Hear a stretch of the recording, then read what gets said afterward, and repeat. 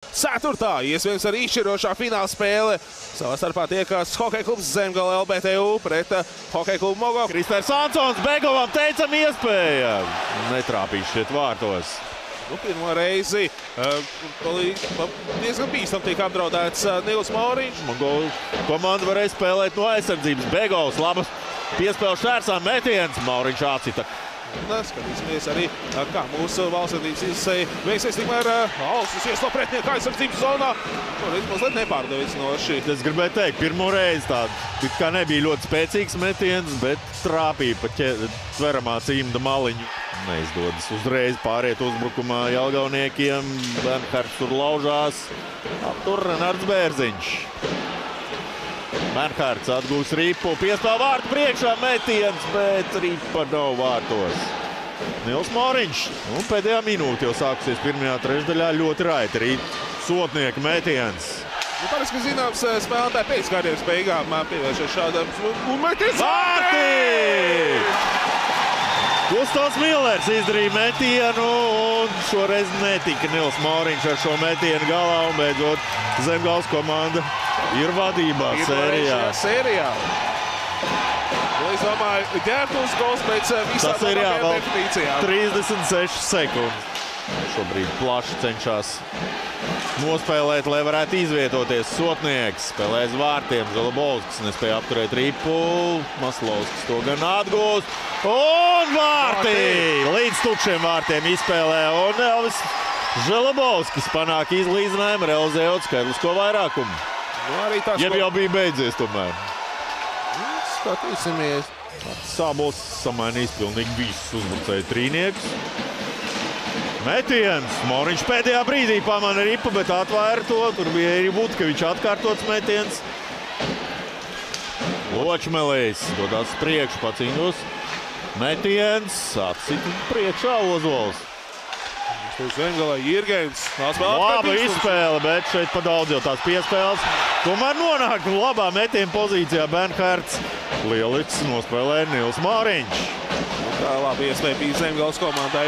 Atgūt vadības spēlē bīstam situācija, metiens vārtē vēl ir bīstam situācija. Atkal Ričards Bernhards un atkal Nils Mauriņš. Nu jā, šeit tieši virsū uzmeta Ričards Bernhards. Un divi metieni nesanāca. Un kaut kā mēģina. Jelgavnieki no savas aizsardzības zonas labi pāriet uzbrukumā. Begovs. Labi piespēle, bet sotnieks ļoti uzmanīgi izsekoja tam visam līdzi. Un pret uzbrukums jau Jākapsons metiens. Atcīt vārtu priekšā Ozols. Vaksels labi nospēlēt tūcīņā, bet uzbrukums turpinās. Vutkevičs. Ozoliņš ar krūmu, kā uzbrucēja laukumā, un te tuvajā stūrī mēģināja pārspēt Mauriņu, ripa turpat kaut kur. Vārtu priekšā joprojām ir. Mauriņš beidzot to pamanu un arī piespiež pie ledus. Cietis tur Vutkevičs. Vārtu priekšā.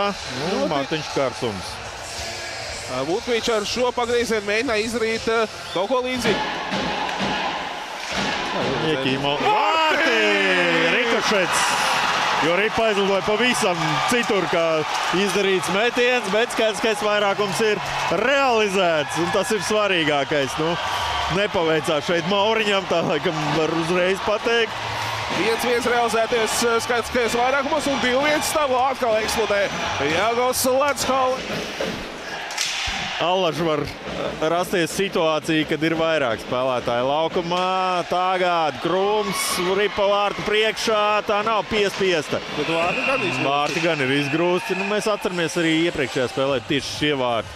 Divas reizes izlidoja no savas vietas. Vienreiz pēc Aksela Ozola darbības ar plecu, otrais Mauriņš ar slidu šķietiņus izgrūda no vietas. Brukums turpinās.